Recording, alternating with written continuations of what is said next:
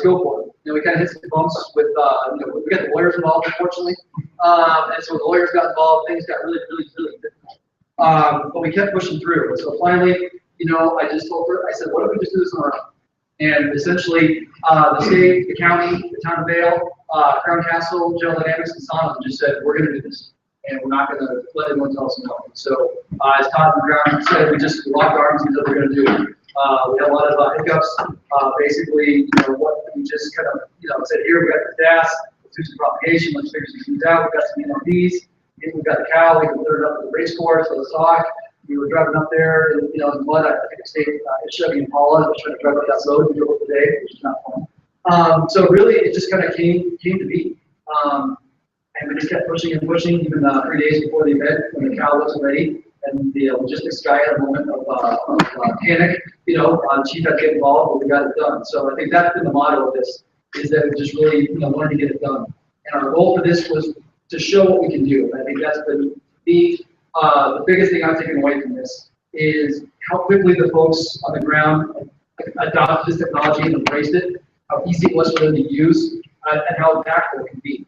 I think the biggest thing is that what we've learned from these last 2 weeks, or 10 days I should say, we still have a few days left, is that this technology is no longer something that we can have in the future. This is something we need now. And we have to start approaching this. This is something we need right now, not in 2 years, not in 3 years, not in 4 years. We need this now. And so hopefully we can continue that process of really making this network a reality, not just in Vail, but in the whole state. So that's really our goal for this. I think we want to keep something going. We've already had conversations with folks about how can we keep this stuff here, how can we turn this stuff up live, and how can we make this a reality. I think, Crown Castle continues to build DASs throughout the country. Some of the folks that helped them out are talking about recognizing Telluride is interesting. So, this is gaining traction. This is big momentum. I think it's important to capitalize on. So with that, I'm going to turn it really quickly over to Chief White Henniger of the Vail Police Department. Sheriff, Sheriff, here he is. Not yet. Okay. Well, the chief can talk for cover everyone, but Chief White Henniger of the Vail Police Department, kind of like I said, starts this off. So Chief, please, if you would. Thank you. Good afternoon, everyone. Thank you for coming out. Appreciate it.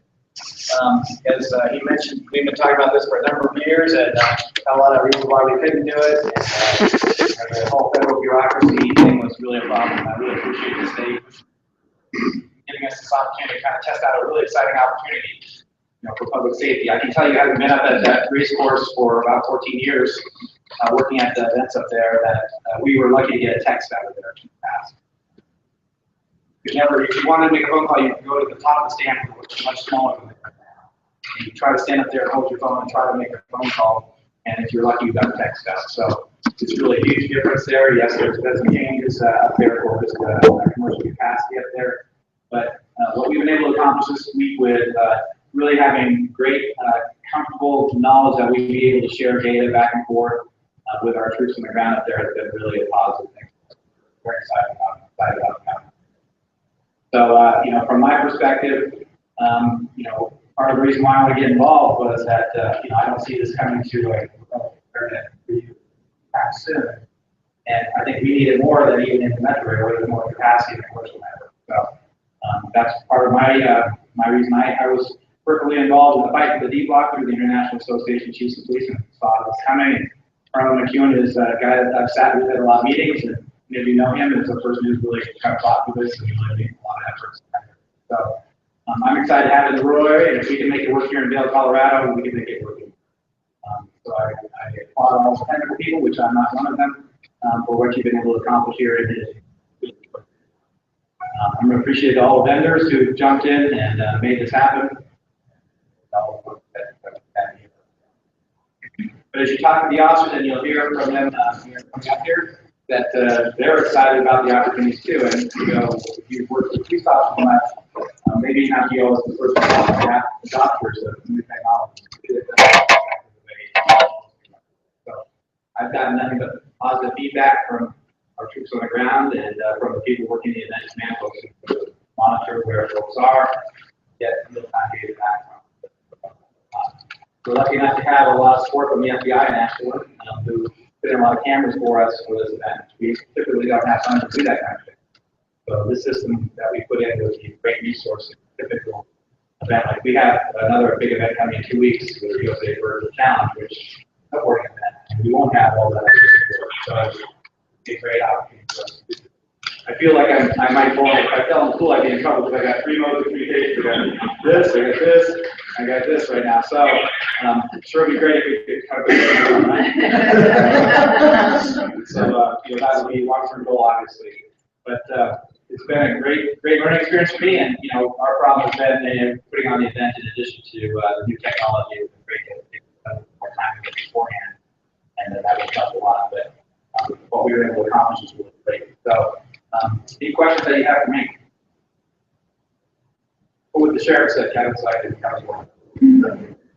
I think the sheriff just appreciate the opportunity to experience this and know as technology evolves, we as first responders are going to be able to be a part of it. I think it's something to be excited about. Realize that this frontier is opening. Start capitalizing on the radio system evolve. From hearing half of the conversation because you're on the wrong side of the repeater, we can all hear full conversations. They just continue to move forward. Because the need evolves, passes by otherwise. Keep in mind, obviously, our primary duty is the citizens we serve. So keeping that in mind with all of this is what it needs to enhance the protection we provide to them. Kevin's 100% right, but we're competing with them for that bandwidth, aren't we, currently? So we don't want to compete, and we appreciate the opportunity to have our own separate if that's possible. So, again, all of those of you that put a bunch of effort into this in the last few weeks or months, appreciate all your work. Thank you very much. Thanks for the opportunity to talk. Thank you.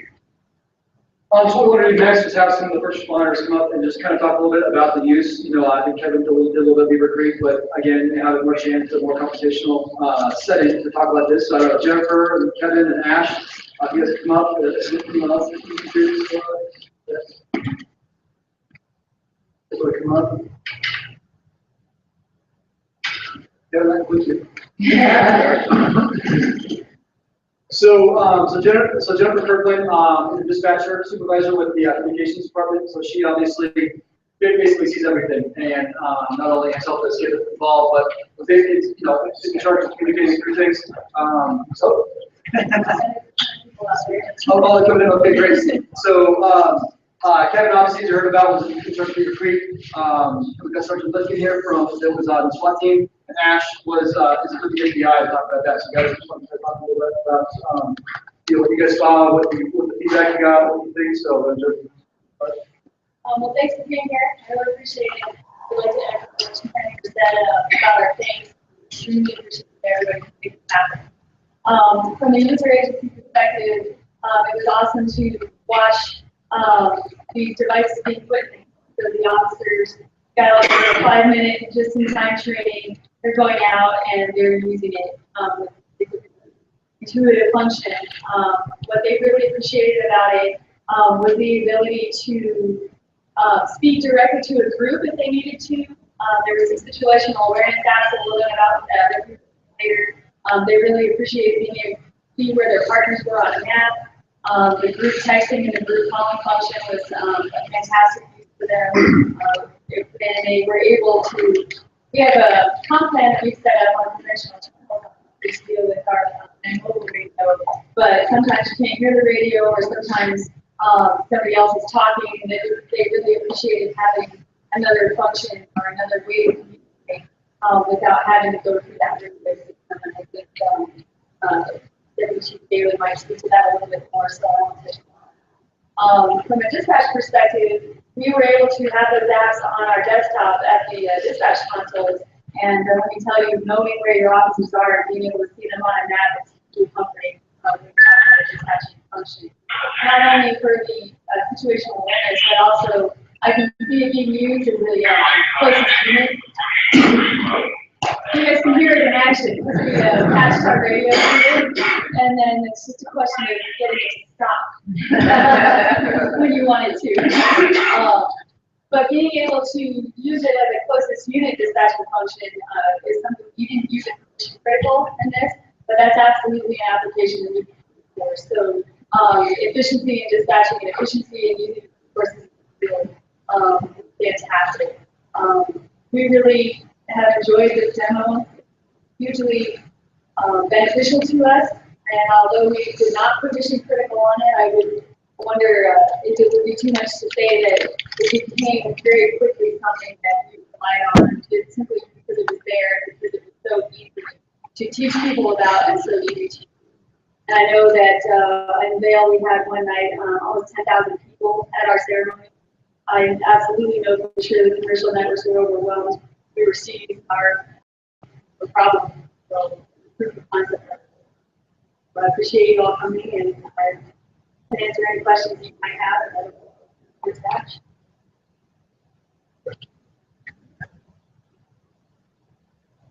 Sure. Before I get started, I just want to apologize to Bill and Joel that in phone calls past you. Bug that guy nonstop. So Bill, I'm sorry. Thank you. My name is Ash Thorne. I'm a special agent with the FBI. I'm the technical lead for that. We came into this in the planning phase of what we're going to do here at Vail at the end of 2013.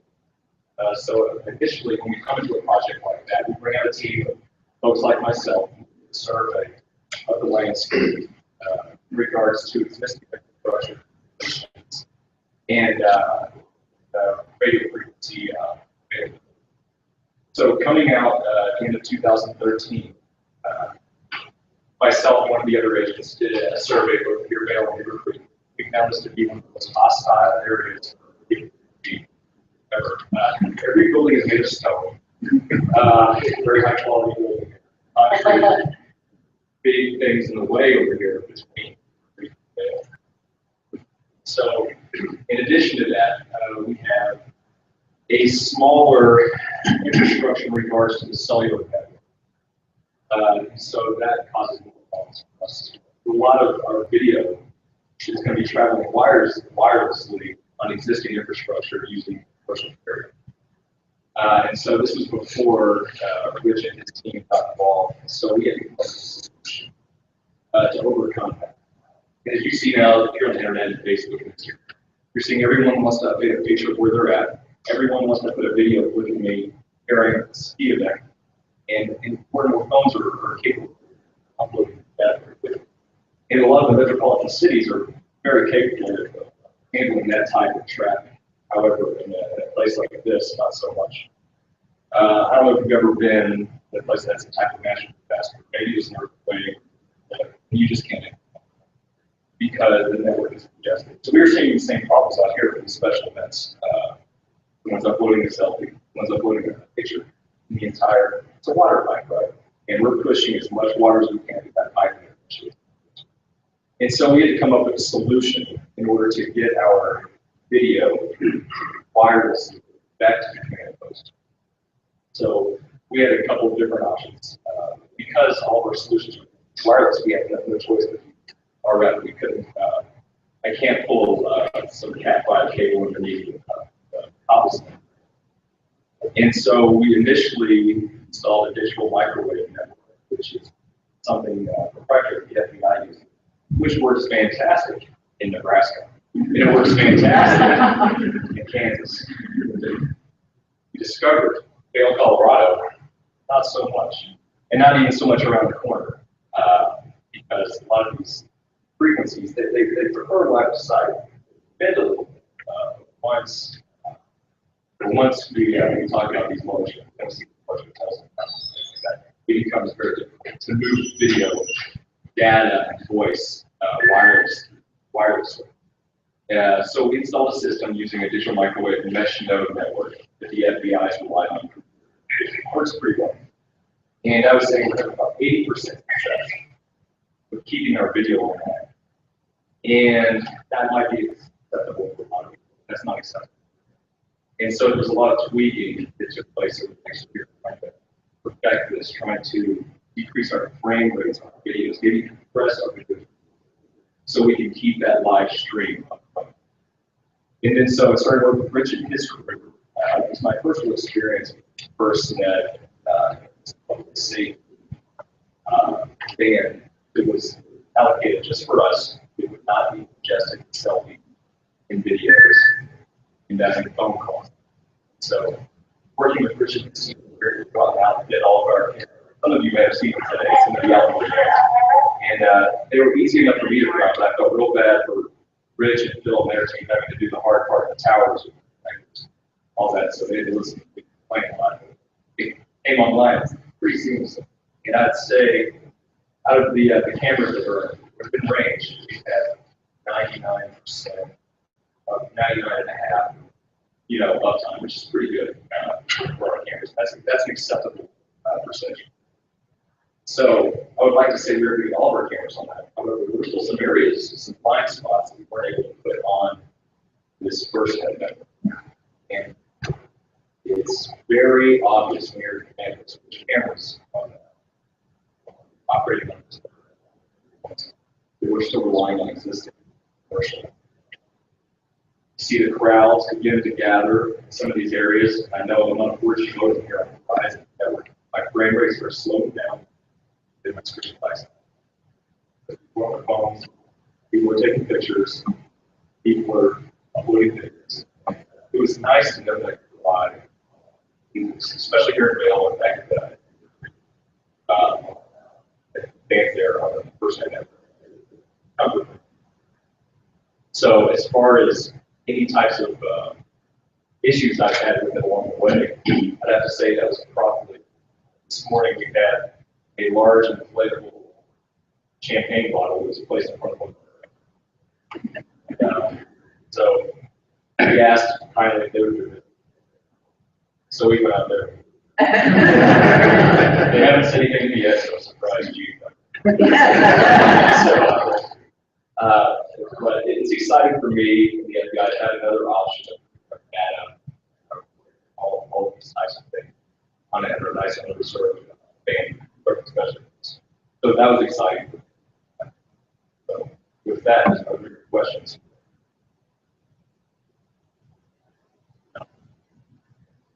Like I said, it's been a couple of years. Have there been any challenges? Things that Sure. Yeah, so these special events, a lot of the equipment that we deploy, not meant to perform. So a lot of stuff we're putting up there. I mean, we're using electrical tape instead of maybe bright coax tape. So maybe we get moistures. So yes, there's some issues with something to make up for that. But for the most part, in our propagation, it's the funny thing. It's like an Beaver.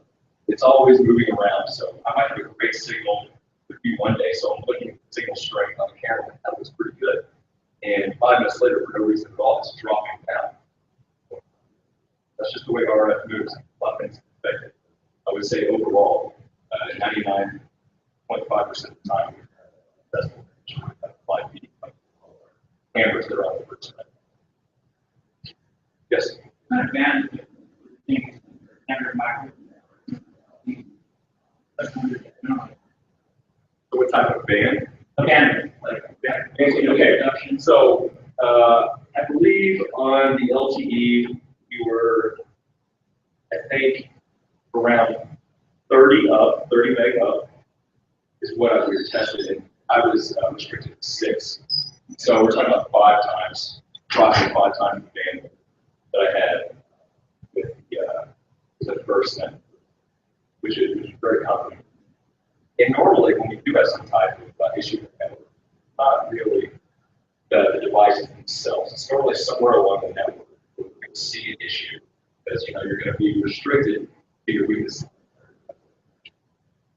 My example yesterday had a camera go out. This is a camera we had reliable service from. Completely dead. And so I'm like, because this, of course, was yesterday, the first day Golden Peak started to press it. Of course, it's on the camera. It was covering the stand, same way that the champagne bottle. And one of the European leaders stepped on our attention cable. So I was wondering, I brought tools and all that stuff. And I had the GD guys on the phone going, I told you guys, I didn't want this to happen. And I go out there and I put it down, like, God, you guys are still. So well done. I was doing it. First not made PSCR. Okay, so it's already I'm interested in the 6 megabits per second that you get with your camera. Is that ideal for facial recognition, or is there some operable range where, let's say, when capacity, even in the public safety network, begins to flux in and flux out, how tolerant are you guys? Very good question. Facial recognition is funny. There's so many factors that explain that. I mean, what is the database? What am I lighting? And so, if I was relying on a camera that I really wanted, I would now. Is there other cameras out there that are capable of higher quality video work? A bit of relying on something. But there's so many factors. Do you see the broadband camera use being situational awareness? Yeah, so yeah, anytime that I have to ask, so what are we looking, what do we want here? Do I want to see people's faces? Do I want to see how many people? Do I want to see people carrying? So things like that. Am I going to have a camera around them? Or am I going to several cameras? So a lot of different questions we ask, especially when this what we're actually going to.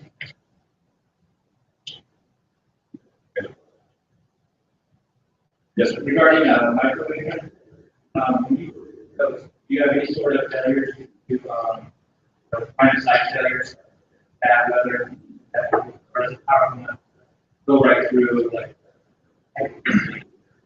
It's going to come down to your intent. So I'm a radio guy by trade, also RF radio, things like that. So yes, environment, leaves on a tree. Set these EGA tours, get a set of cameras, and we start back. I start losing video because all of a sudden I've got all this disruption on my RF. So depending on the frequency, it depends on the duration. So yes, while microwave is a higher frequency, it usually is pretty good at penetrating. Yes, there are environmental factors to take. Yeah, bad weather. Heavy snow. Sure. It was a concern, and I was pretty worried about it, I'll be honest. First snow. Here's our first real test. I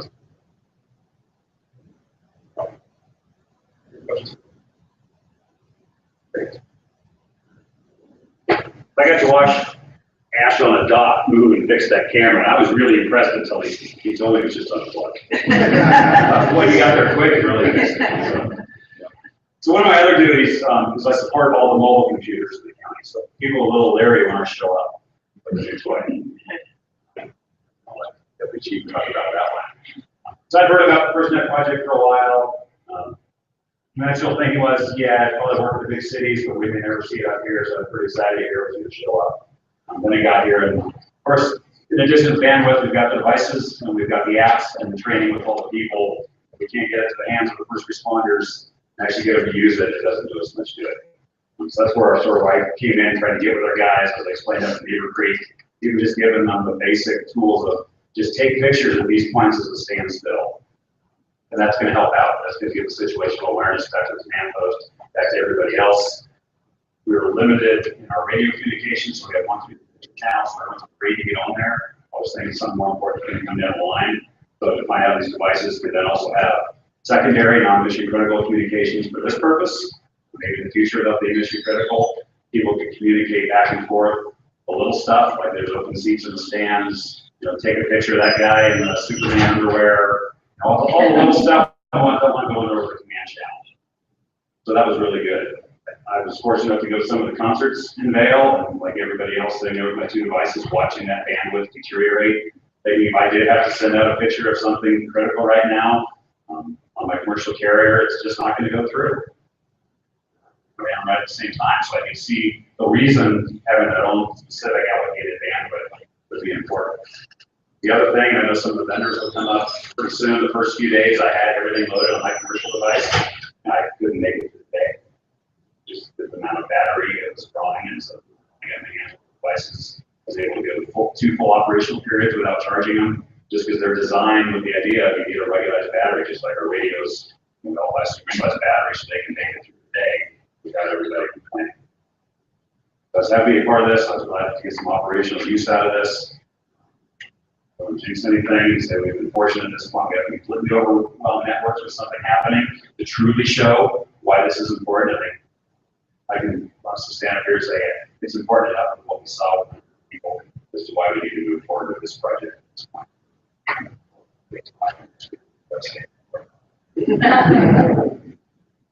Deputy Chief Greg Daly is somebody brought some of these devices to on one of the first few days.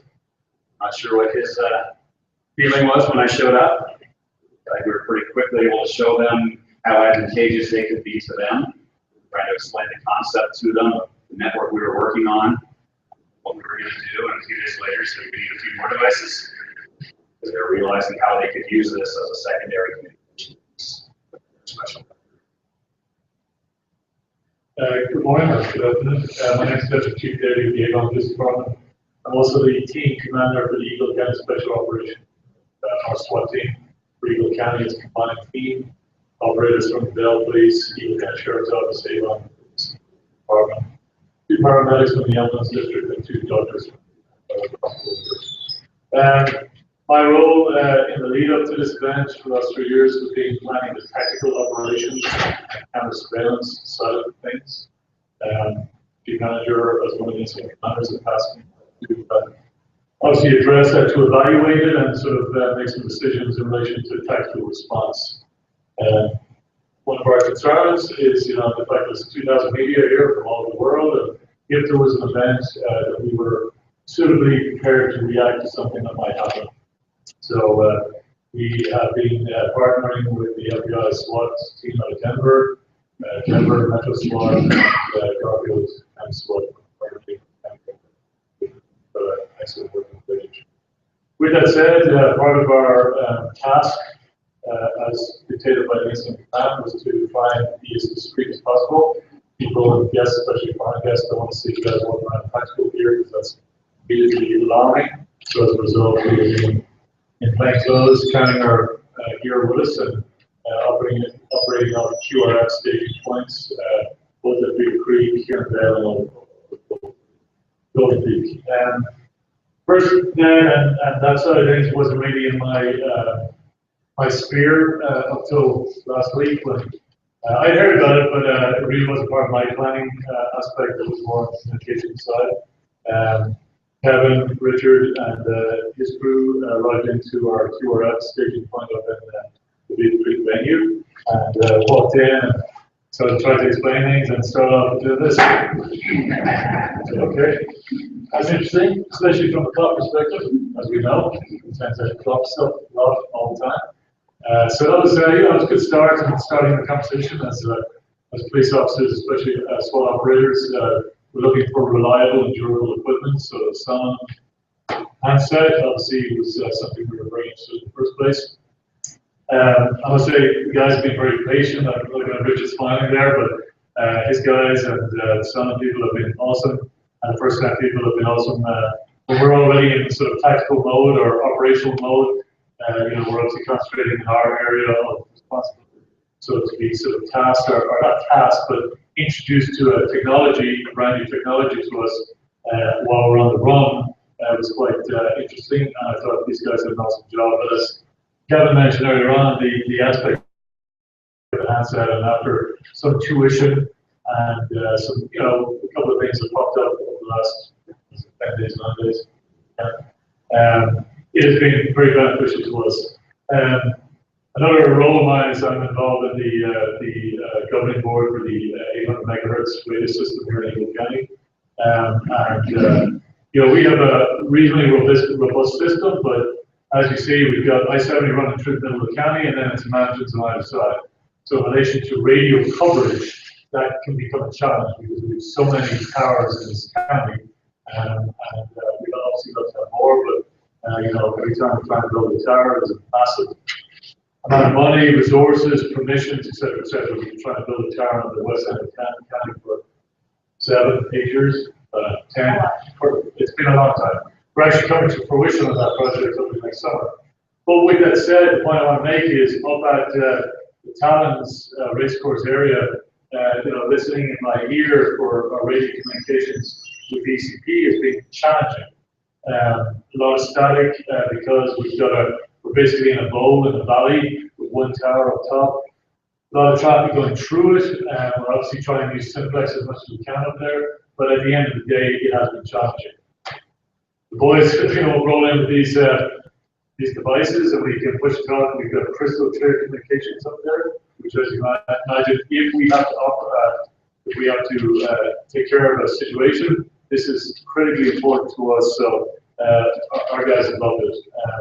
They've asked us to play around with it, use the internet and things like that, just to see the coverage, and that's been excellent.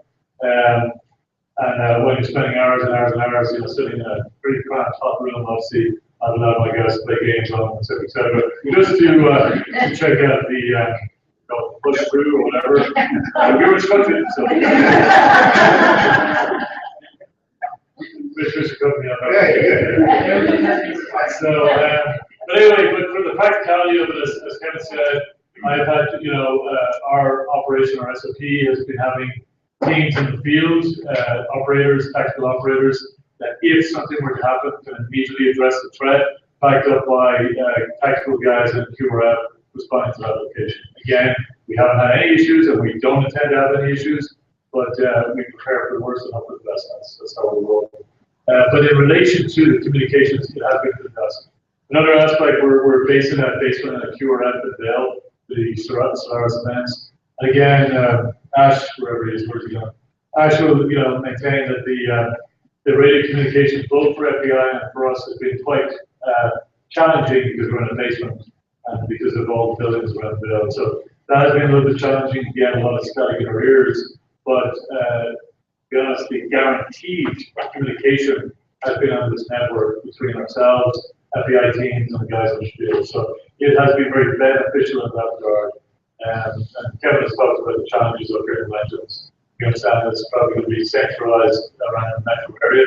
We'd love to have it up here, but one thing that was introduced to us as a tactical commander, if we're on a tactical operation and we can bring nodes with us, that we can have a vehicle and we can create that network around the targets that we're at.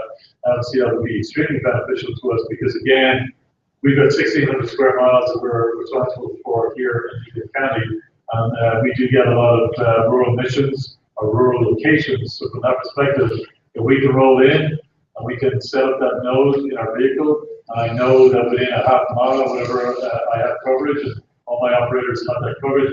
Another thing, we didn't get to use all of the technology this week because we've been pretty busy on what we've been doing. But one of the things they did introduce us to was take a photograph of a target location. Everybody that's holding that device, linked in that group, can, that person who's sort of giving instructions can draw on it, talk about, side 1, 2, 3, 4, windows, target locations, any of that relevant information. But as we're standing there, everybody's on that device can actually see that real time. So that was actually pretty impressive from a tactical perspective. And even from a patrol perspective, undercover operations, all of those things can be very beneficial. So that's my spiel. Questions kind of the front lines. Question, I heard the chief say he's got 3 communications licenses right now. This week, are you borderline getting that distraction point where too much might be a bad thing?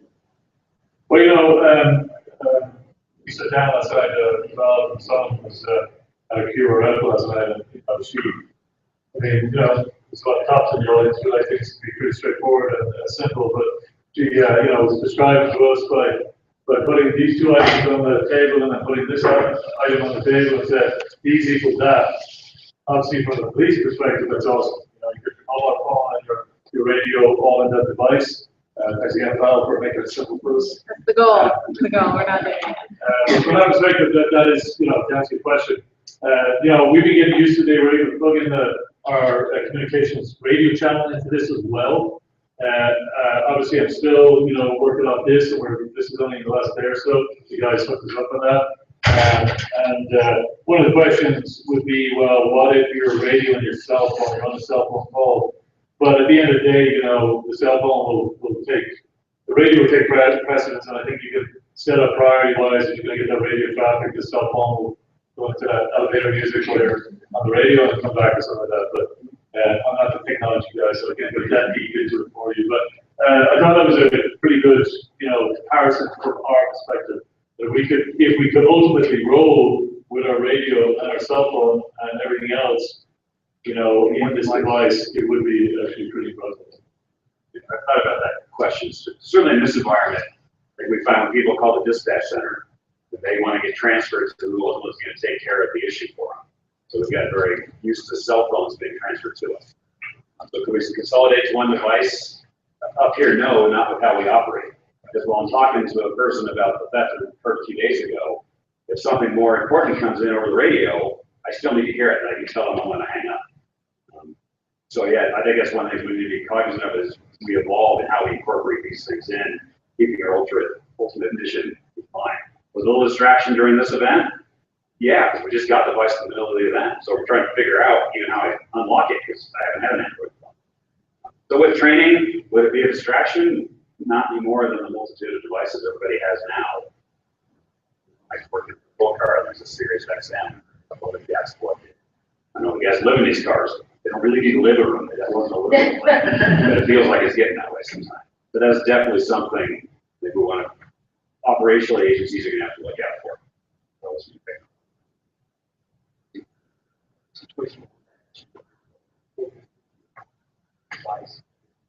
Correct, and for this event, because I was always in a two-person team and I'm out there taking my pictures and doing stuff, and I can tell them, hey, you need to watch.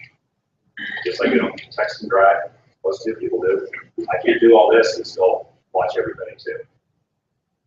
But at the same time, our younger officers that are coming on, I mean, I have that 5 minutes later, I'm a little bit older, and it takes me a bit, I have to hand to my tech guy, and he walks me through it. But with the generations changing, whatever else, I know you're common, but it's part of their psychology now that they can multitask on a lot of different things going on. But if I understood from Richard, the idea of the radio versus cell phone is you set up that the radio takes preference versus your cell phone. So I think that's a simple fix.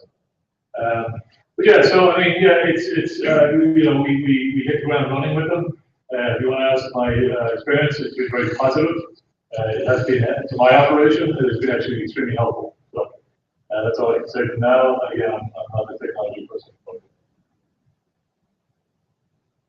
Yeah, what are your requirements that you have for equipment you have to carry? Obviously, require yourself to carry an iPhone for the class in order to capture media. The team that I have in operation for these 2 weeks are all carrying a radio and a cell phone, smartphone, and the sun in addition. But if it was a distraction or if it wasn't helpful, they'd be sitting at our station. So it actually has been helpful. So. I mean, the cell phone, obviously, were all the things we do on the cell phone, but we really have only, my understanding, been using a fraction of the Sun device and the General Dynamics network. Again, I got a lot more things on my mind to be working out and some more downtime. But very pleasant, and Richard and his crew and the Sun people have been just extremely pleasant because they've understood we're in operational mode, so we can't. We just spend an hour sitting down, but with the initial 5-10 minutes of a little bit of scream at the end because they're linked into our group, so we can scream at them and start working on whatever else. But it's worked out well. It's been a very pleasant experience. I know they're selling this product, and I understand that it's part of the deal, but they've been extremely pleasant doing it, so it's been good. Good. Thanks. Thanks to everyone. I think it's pretty obvious, as you can see, the local ability of the folks here in the county and Vail, what they just said, to have this thrust upon them and be able to accept this and really embrace it, because I think it shows the quality of individuals they have up here in first responders. So I just want to thank everyone, for that time, and hope that was worthwhile. We're going to shift gears a little bit right now and turn it over and let some of the key vendors that really made this thing happen work. Rich Coleman from General Dynamics is going to be first, kind of on the underlying technology of Focus City LTE. Todd Bailey from Crown Castle is going to give us some more background and information on the antenna system and their thoughts on that. And Jeremy Sandoval from Sonam to talk about the actual devices that were used with that. So, Richard.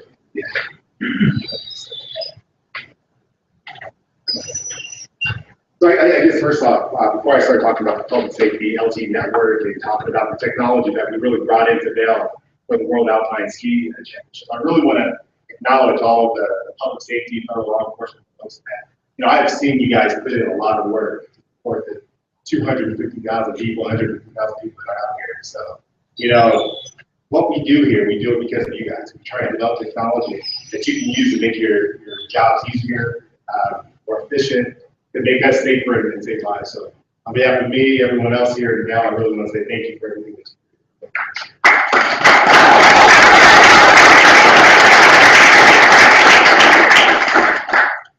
Yes, that's it. Well, we'll just go ahead and dig into it. So what I'm going to talk to you about is the power of an LTE public safety network. What you just heard from the folks today, federal law enforcement, public safety, is that really the power of this network really comes into all the capabilities you get.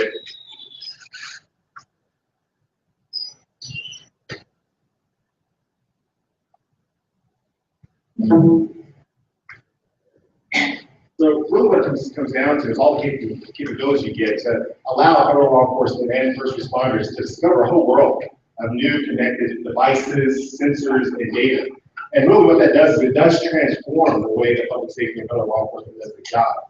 And the way that we see it, the ones that we live through, is that transformation really happens in three ways. And it really starts with the network, and not just any network. It starts with a purpose-built network. And a purpose-built network that's meant to meet the requirements, meet the demands of public safety and federal law enforcement. Meet the demands with secure data, secure video, and eventually secure points. And also what we look at from our network is it can't just be built for first responders. It has to be open architecture. If you have a purpose-built network that's open architecture, what it does is it enables number two. Basically, it enables an open ecosystem of devices and sensors where folks can actually take those devices and sensors and connect those to the network, allow users and public safety, federal law enforcement to actually talk to each other, share data, and then you start having number three, which is the data starts to increase on the network. You get this exponential increase in data, and then ultimately have are applications that help you tame that data, help you understand the chaos of the data, so that your job is actually more efficient and more effective, and you're ultimately able to save lives. So today, when we talk about the network and talk about the technology, we're going to talk about it in that framework. I'm going to tell you about LTE. I'm going to talk to you about the LTE network, talk to you about some of the devices and sensors that you have hanging off that network.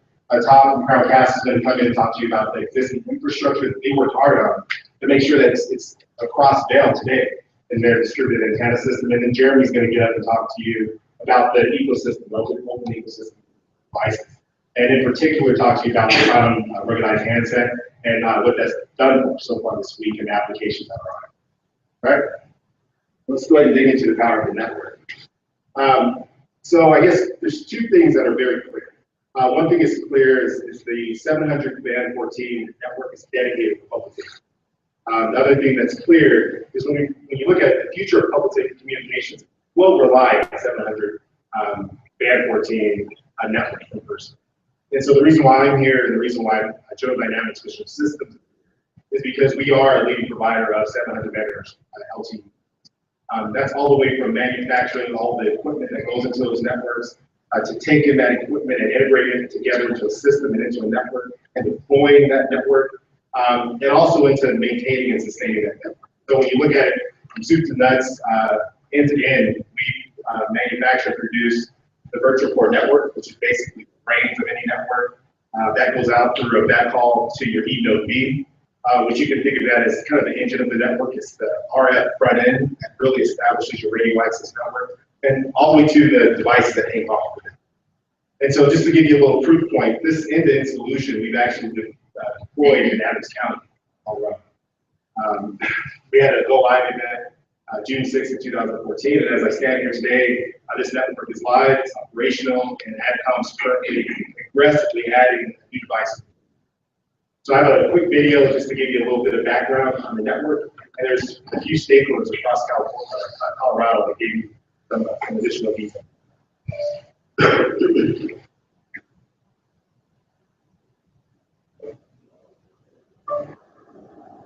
Our priority is for public safety.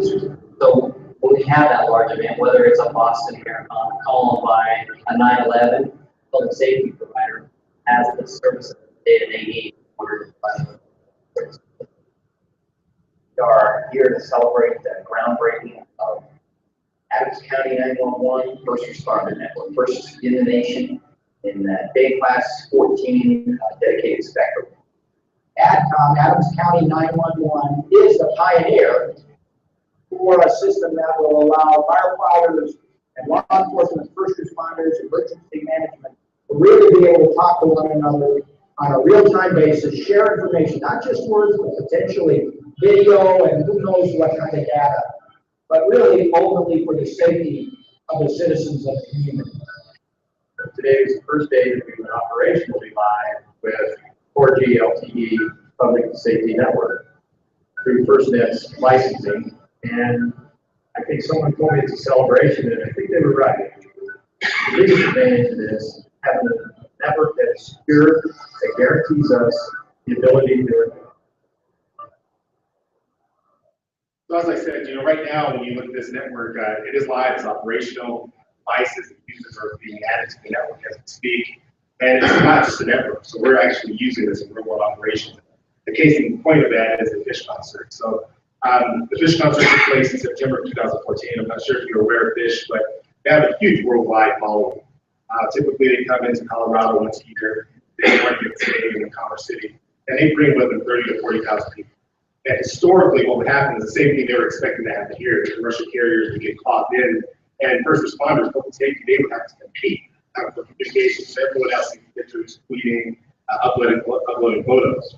That changed in 2014. In 2014, we really did bring the power of LTE and the power of the LTE public safety network to bear for the fish concert. And I have another short video just to kind of give you some highlights of the fish concert and then the network to bear.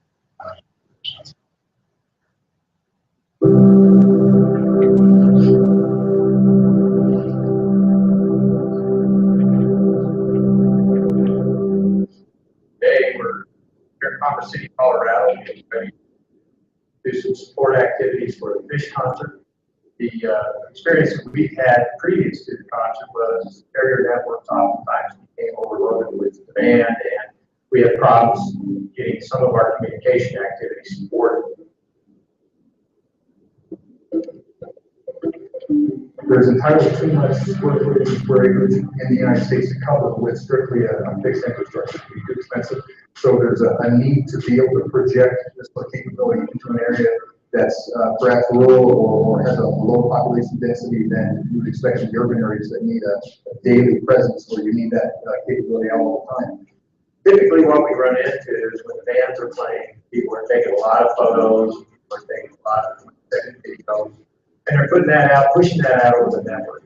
If you push that out over the network, pretty much limits public safety people having access to the network when they actually now have to compete in that public space that obviously they will, will be able to get the information that they need for their officers and their personnel in the field much more efficient.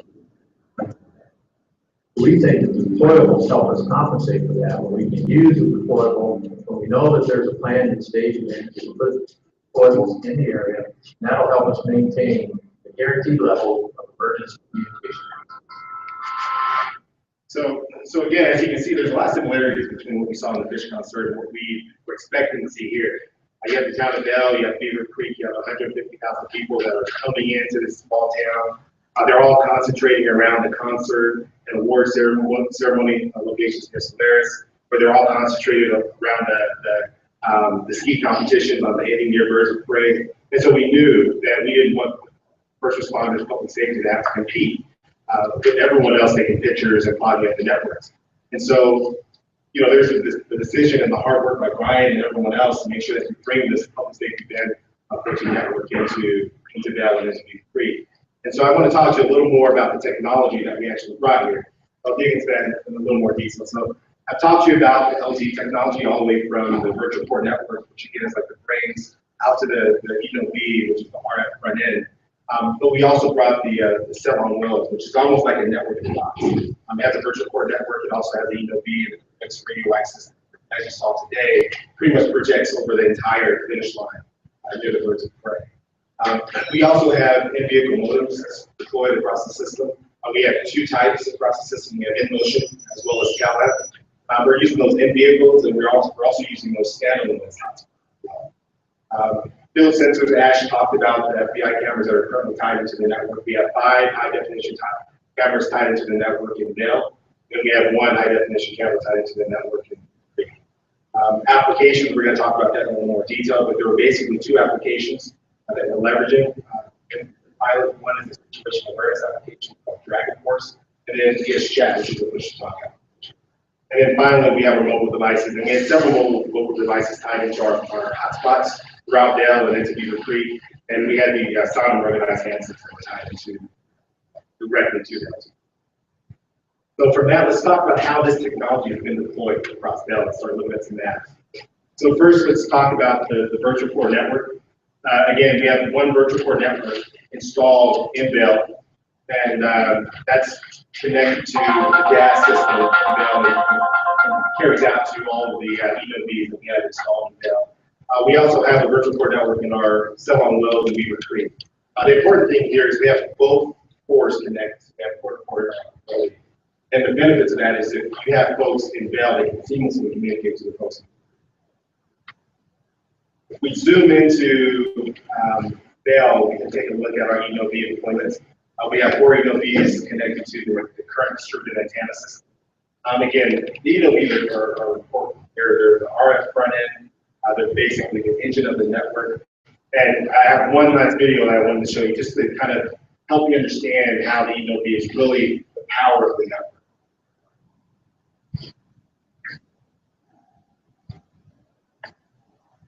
The German MC4 system is Blue is a product that is for the first time allowing localities, states, and the FirstNet authority to work Open architecture, so it does play with devices in the network. Also, it's ruggedized, so it does fit on top of the tower, minimizing loss. The network P4 system is a thought leader in this that we bring an open architecture, no vendor lock, very forward-leaning, because incredibly low noise limit, which gives it very, very good uplink performance. Very nice architecture. We've got all of the analog up in the device at the top of the tower. It's neat, it's clean, it's easy to install with the digital coming down to the top of that tower.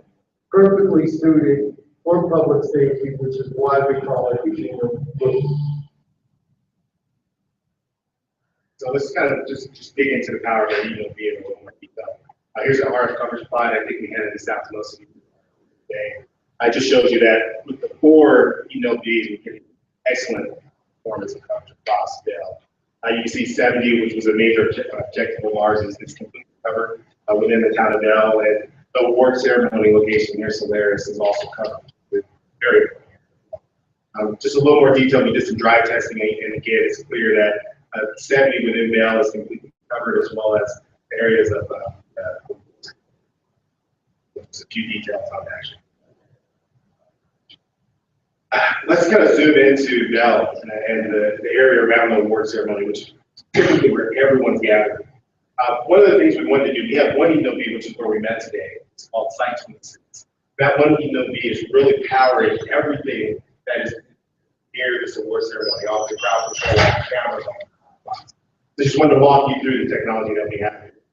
So we do have 5 cameras. The last camera is the one you saw, this all the way near the ski lodge and didn't fit on this picture. So it's all the way near the racing site. 5 high definition cameras in this area, all covered by this 1 EOB. We have 2 hotspots.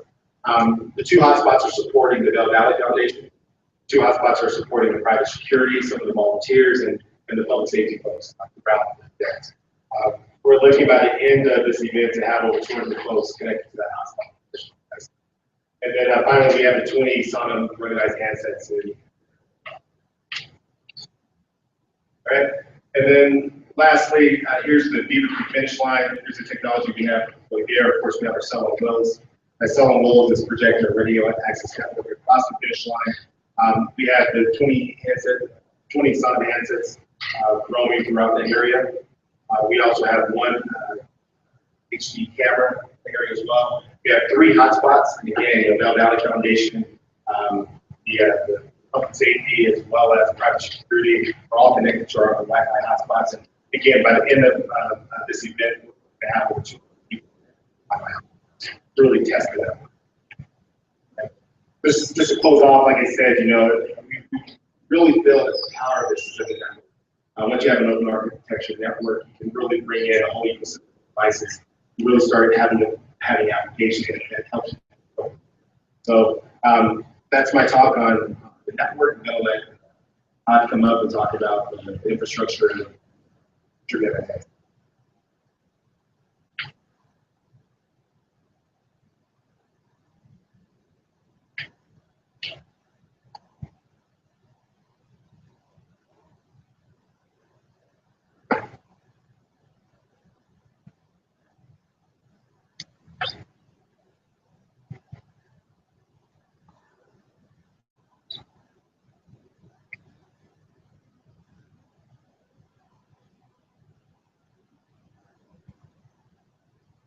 All right, well, it's great to be here. As we first talked about, it was literally weeks ago when we were first talking about doing this. It was very much a let's figure it out. It might not be perfect, but let's give it a good try. And unfortunately, the Crown Castle, much of the heavy lifting was done a couple of years ago when we originally built the 29-node system. This infographic kind of shows the 29 nodes, the 6 miles of fiber, and highlights the co-locations that were used for the Band 14 file. When Brian and Kim and Ed called and shared their vision for this, I think it was pretty easy to read, and it was pretty exciting to be a part of the first of this kind deployment of the Band 14 small cell. And quite frankly, this is what we do. We are the largest owner of small cell solutions. It's over 14,000 small cell nodes. We've got about 7,000 route miles of fiber here in the U.S. And it's just growing. It's a tremendous amount of interest in these types of solutions. We're very much a tower owner. We own 40,000 towers here in the U.S. But we also manage thousands of rooftops. We manage various small cell networks. And whether it be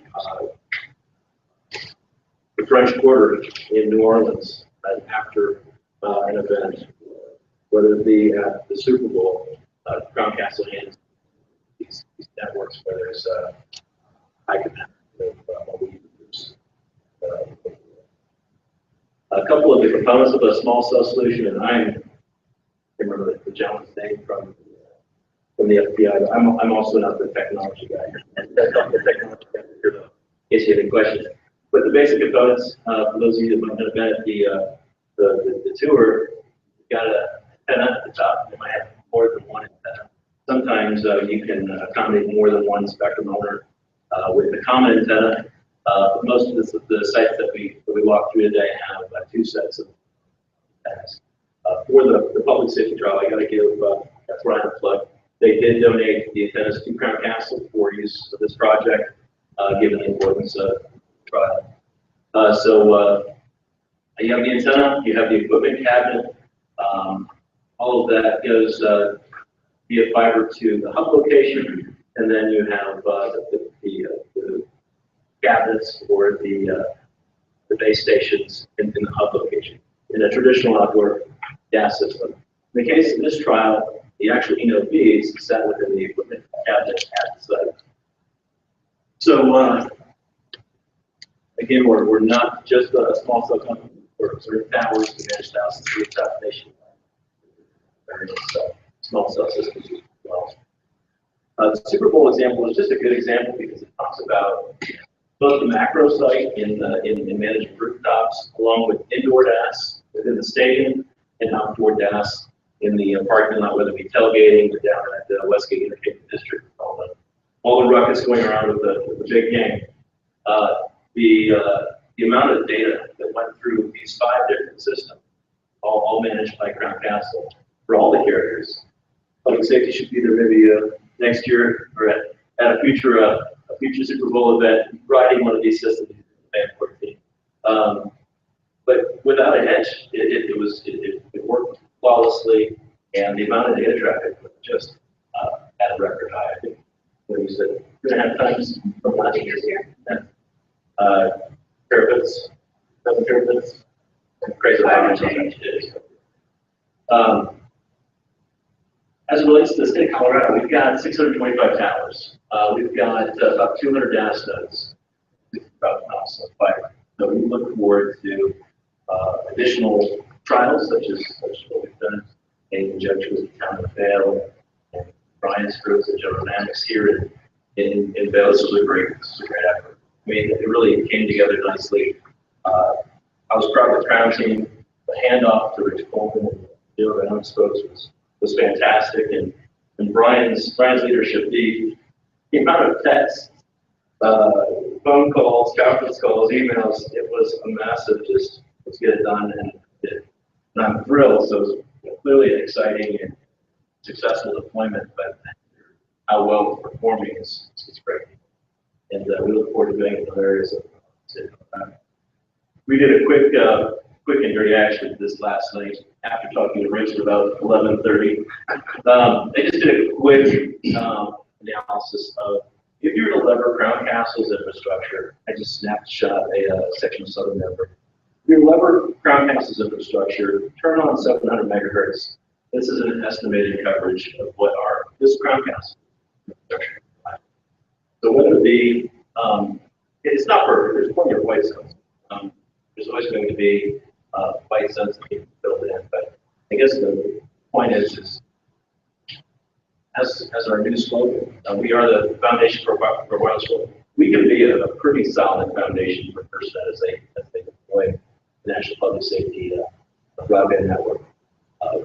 Again, with our tower sites, our DAS nodes, a couple of other angles that we have in. I'm confident that we can be a good partner for deployment once they've figured out the product. 40 district offices strategically located. Quick illustration of our tower sites, quick illustration of our small cell and fiber areas. But again, this is all around the Vail project, and again, there's more place to be here with this trial.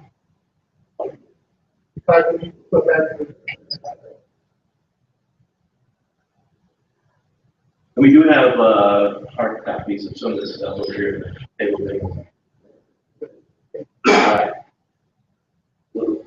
Project? Well, I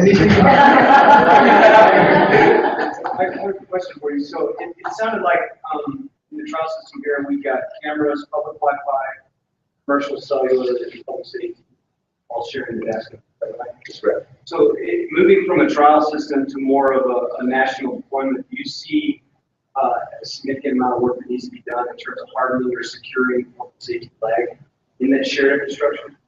I tell you, there is a massive public safety right. I don't know if that's even been finalized or accepted, but most of our sites can accommodate power and telco. It's certainly more efficient, certainly more cost effective to harden an existing site than build something dedicated to public safety. So yeah, I'm sure there's some lessons learned that come from doing trials like this. Figure out.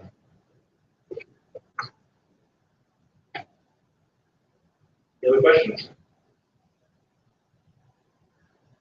All right, that's it for me. Sorry.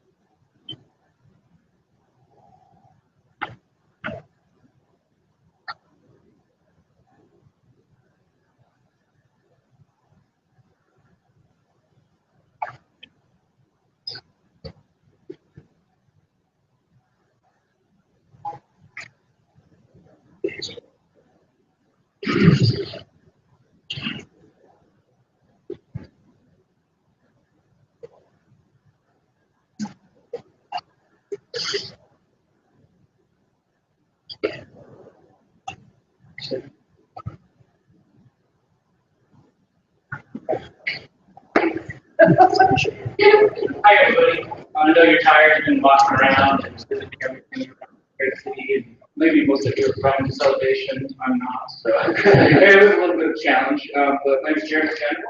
I'm from Zone Technologies. I help with the development of new products, both software and hardware. I also help run the development program for new applications. What we do is we make the world's most rugged devices. We start off with feature phones. But the customers we had in mind were rugged people, construction workers, farmers, police officers, people of that nature that need a device that they want. I'm going to show you a couple of quick short, one's a short video, one's a little bit longer, one's some details of the phone, and I can follow up with any questions here.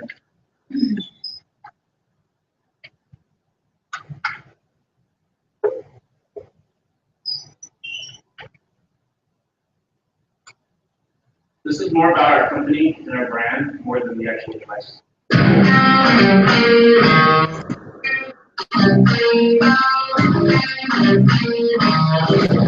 They're the ones whose hands shape the world. They're in factories and mines, on rigs and ranches, on soil and sea. They're the ones whose hands shape the world. They hammer, haul, drill, lift and weld. Sparks, storms, fires. One reward. The pride of demanding work done well, and the chance to get up with the sun, do it again tomorrow. Because they're the ones who do the great work. We built a phone as tough and uncompromising as they are. So, a phone built for the hands that shape the world. A cell phone so rugged, it is waterproof, chop-proof, dust-proof, vibration-proof, and everything. Sono has created a power tool. A solution combining a phone with critical applications and tough accessories. All good and big. The ones we know and honor and equip, because we're the phone that does the work.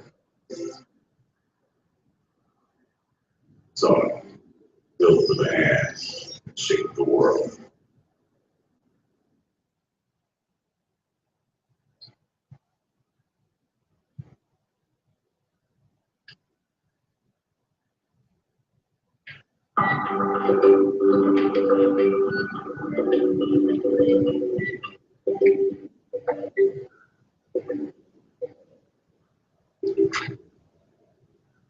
Hello, I'm Secretary John, Engineering of Solutions and Zone Technologies.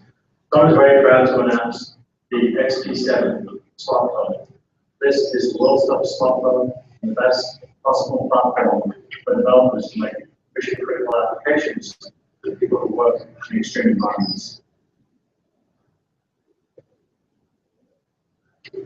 As the world's toughest smartphone, this is the only device that's capable of withstanding a full 2-meter or 6'6" drop test onto concrete from any angle. It's fully submersible and is the first device to meet IP69, a rating that includes not only full submersibility and dust proofness, but capable of withstanding power washing at 80 degrees Celsius. It's also the device which performs best in bright sunlight for the full daylight viewable screen, and it's the loudest device on the market, with 104 decibels of audio on the front of the speaker, particularly important when used as a device by the dedicated push-to-talk team.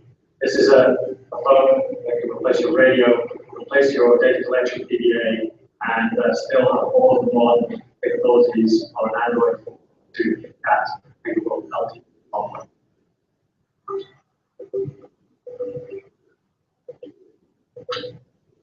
Sonic's legendary reliability is expressed fully in this device, with a full 3-year warranty that covers accidental damage. And over the years, we've learned how to make these devices have some of the lowest failure rates possible in the industry. From the dedicated sealed magnetic USB connector to sealed ports or accessories and audio, the waterproof speaker, to buttons that won't fail up to 3 years of hard use.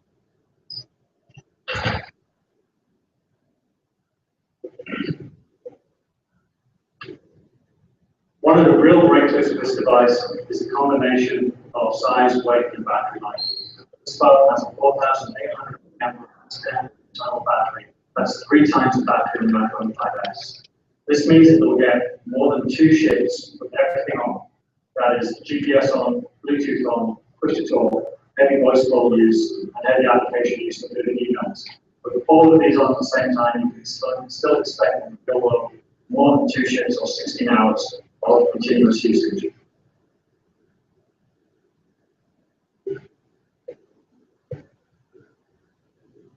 The Sonic XP7 also has a very special screen, a 4-inch 800 by 480 screen.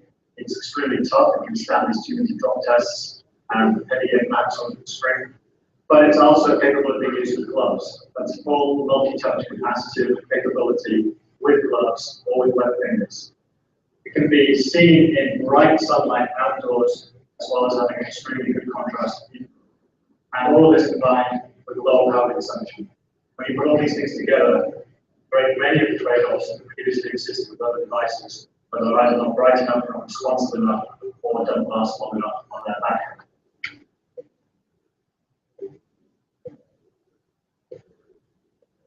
Other capabilities, especially for developers, include an enterprise runtime that we call Centrify, which allows you to make your applications very robust, automatically restart them if they freeze or crash, prevent the user from disabling them or force closing them, prevent the user from consuming battery life with non-mission critical applications.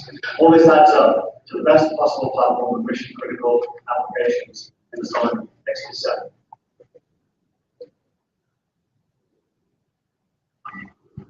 The sister product to the Sonic XP7 is the Sonic XP6. Based on the same platform, this product is also a full LTE device. Still has the same 4,800 mAh battery, same ports and accessories, but it features a smaller 2.6-inch screen and a full numeric keypad. This is the ideal device for a radio user who wants to move to a smart device. And in fact, this device has been selected by the US Army for its training operations in Fort Worth, California. All right, I'll kind of pause there now, answer any questions anybody might have. One quick thing, Doug, you mentioned for the German talking. One thing I usually get to people is when you just walk in the room, you just let them know they don't have to worry about the phone anymore. I mean, we've submerged these things with dry ice, we've taken them, we've beaten the heck out of them, we're using no word of caviar for their fleas, so they can take the most rugged conditions anybody can dish out. But what I'd like to do is kind of pause for a second, see if you might have any questions, and see if I can help fill in knowledge.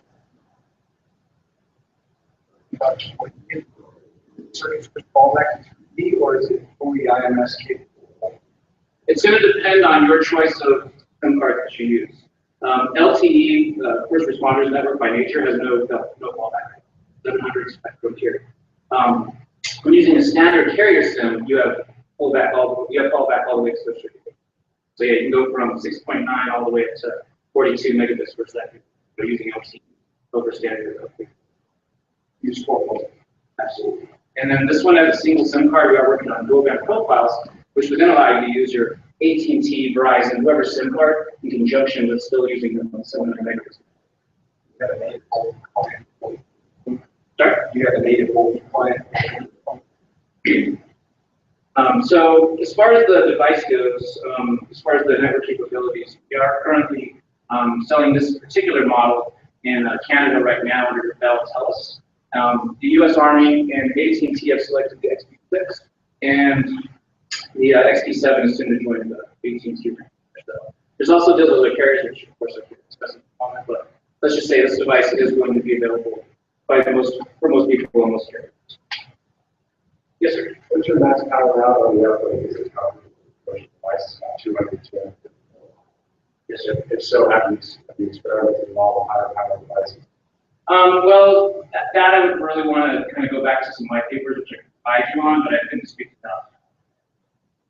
Sorry.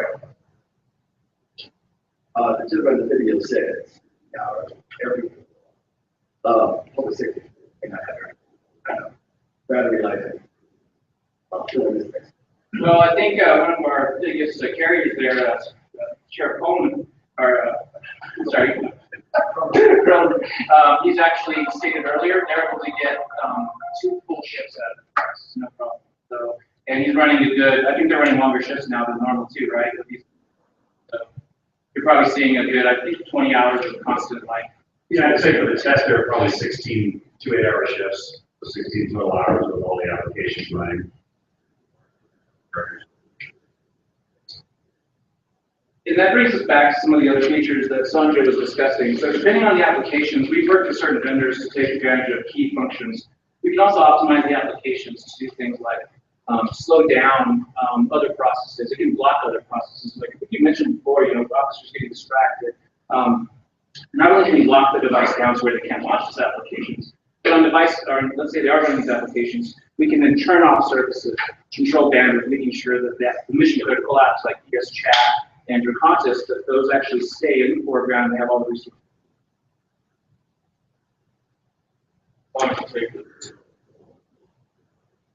Oh, that's a good question. Actually, yes. Since we wanted to ruggedize it, the headset port is easily accessible. When you purchase your phone, you actually receive this tool. It comes with 5 ports fit to remove these security bolts up here. And then there's actually a SIM remover, which you don't get with an iPhone or Samsung or any of those devices where you have to push that out. We actually do include that as well. The point is you shouldn't normally need it, but just in case you do, you have the ability to do that. Which is another reason we want the dual platform or the dual SIM so that you don't have to swap for it if you want to break. Now, you said it's being used by the Army right now or military? Yes, sir. So it meets all the mil specs already, or Absolutely. They're still in the testing phase? No, we're past all that. We're certified. We're actually certified for 68, which is the standard military, and 69 is Sanjay mentioned for some other enhanced features. So absolutely, it's been certified. Northrop Grumman and Cisco actually led that project to there. So. Any other questions? Have you been working with dynamic management software? So like the SIM's hard to remove. You don't want to change SIMs per shift. Yeah, we worked out different things. So one thing that the military wanted is they have soldiers they have the military vehicles with vehicle mounts. They want soldiers to be able to jump in. They don't want to go through pairing or any of this. So as soon as they jump in, they've taken advantage of some Bluetooth protocols and some serial protocols where they pop into the carrier. It knows who they are, switches the profile over. Now it knows that, corporate so-and-so now has the device and he's on shift. So these things can be automated in the background, and we can actually work through any number of ways. You can have, and this does have NFC as well, so you can have something as simple as an NFC tag. I'm signing into the device now. We have single sign-on, which we set up from the Sun server as well, so you can use your ES Chat, your contest, and all these apps without the user having to remember all these and type them in. The single sign-on will know it's this individual in any number of ways, like facial recognition, RF, any of these type of technologies, scan them in, and once it knows it's them, it can then rearrange all the profiles. Any other questions? Just in case you wanted to know more about the ES Chat, which is one of the apps that we've been using, which is very intuitive, and it seems like a lot of the officers just picked it up and started running with it. We do have some more information back here on that. So if you need information about some, please feel free to reach out to me. Thank you. Kind of wrap up the whole presentation here. Just want to know a couple of quick overview. A couple of things. First, I mentioned some of the folks that helped us out. We mentioned DS Chat. They'll be here to talk about their application. The Qantas Dragon Force application was another one that was used. They're unfortunately not here. They were here at the beginning to kind of help it up. Mobile Pulse is basically a network testing tool that we've had, and just to kind of give some preliminary results of what we've seen. What we've been seeing is Beaver Creek, we've been seeing anywhere from 10 to 15 megabits upload and 8 to 9 megabits download. That's pretty substantial for a high train like that. Here in town, we're seeing up to 25 megabits download. That's more than most of us have our house. So I think that really shows what we can do with this stuff and the performance. We will be putting out a complete report after this is all done. To take us a little bit of time. We have DHS OEC here to help us out, help us collect some data. So, we're going to be producing a report from this that really talks about the quantitative, the qualitative, some of the narrative, really put this thing all on paper and kind of show the country and show FirstNet what we can do with this technology. So we'd also like to thank CV, Carbon Express, for the shuttles for us this morning. That helped a lot. And before I turn it over to Sandy Whittleton with Mission Critical Magazine, who provided the refreshments for us here, the people I need to thank the most are the folks that work for me at OIT, Kim Coleman-Madsen, Ed Mills, Megan Chadwick. Really, they're the reason that this thing came off. People have their opinions about whether government can actually innovate and do great things. I think this is a perfect example that we have highly motivated people. Government can be quite productive. So I just want to thank them for allowing us to come off. Also, Nehemiah and Anita, who are here on video, one of the OIT communications team. So I just want to thank OIT. We're committed to the art company and really focus on innovation. So with that, I'm going to turn to Sandy real quick, just kind of say a few words and to kind of give her thoughts as someone who's been in this space for quite some time. I think most of this read Mission Critical Magazine and respect their perspective. So Sandy, wrap things up. Thanks, Brian. Again, my name is Sandy Whittleton. I'm the editor at Mission Critical Communications Magazine. I have our copies back there. But I just want to thank Brian and public safety officials today, because I think we all could, see firsthand how the network is working, the terrain that they're dealing with, the day-to-day challenges that public safety officials are seeing. And I think that's important as FirstNet comes to fruition. We need to educate, everybody needs more education on why this network is important forward. The realities of it, and the timeline. So I think today is a great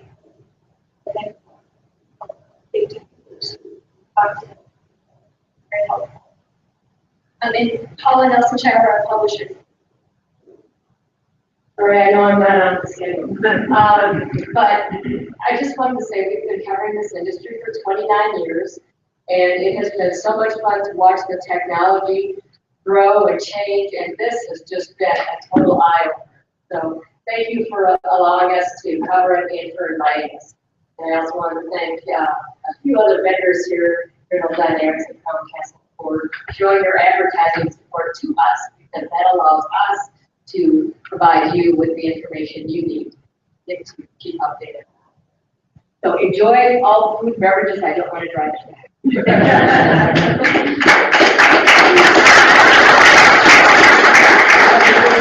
got some more refreshments here. Some vendors, the local folks are here. Feel free to talk. We have the room for another hour or so. So feel free to talk to folks. And thank you for coming. We appreciate some of you folks taking a long trip. Hopefully, it'll be worth it. And come. I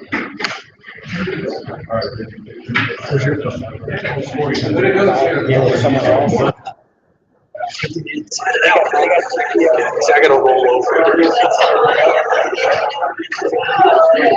That's why I didn't want